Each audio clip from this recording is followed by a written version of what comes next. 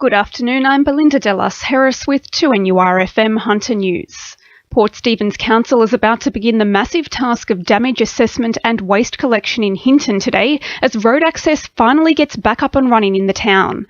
More than 600 loads of green waste a day have gone through the Salamander transfer station as the clean-up continues. Waste Services Coordinator Aaron Malloy says the community's played a major part in the recovery effort. We've had a lot of stories come through to us of neighbours helping out. Obviously a lot of tree waste down, so a lot of people lending each other their trailers and helping each other remove their waste, which we're trying to encourage to access the drop-off centres that we've got set up for the green waste.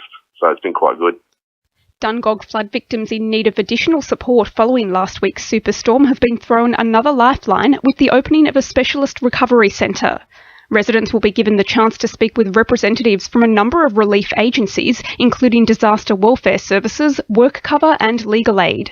General Manager Craig Deasy says they're helping return people to their normal lives. Some of those conversations need to be held in private, and they've created a private room there to enable those sort of discussions to progress forward, to also help people link with the right people to help them progress their recovery. The facility will operate between 9am and 6pm on weekdays and from 10am to 4pm on weekends. Meanwhile, Dungog residents are being reminded about a free bulk waste clean-up for storm and flood-affected properties. People are encouraged to dispose of damaged household items, furniture and mattresses by registering for collection with council. The pickup runs from today through to Friday.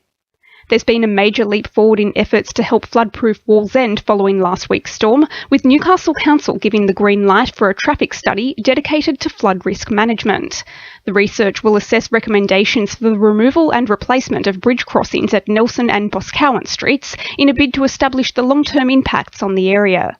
Councillor Jason Dunn says it's about achieving the best result for Wallsend. Removing those bridges will allow better flow of water and reduce the risk of debris causing blockages, which will then create flooding. But obviously it comes at cost, not just monetary, but also stopping vehicles from being able to travel across those bridges. We need to look at achieving the same result, but still allowing vehicles to travel.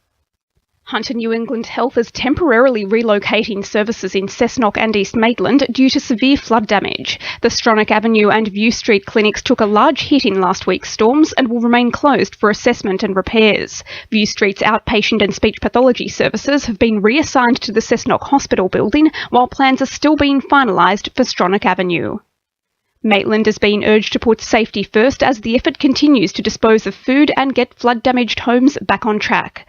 Residents whose homes have been contaminated by sewage are advised to wear rubber gloves and boots, as well as thoroughly washing their hands after the clean-up. Council's Development and Environment Manager David Sim says lounges affected by floodwater should also be thrown out. Any soft product like a mattress or lounge, if it has been inundated, it simply should be thrown away. At this stage, we're allowing that sort of product to be taken to the Mount Vincent Waste Management Centre free of charge, but I would strongly suggest that people don't try to reuse them.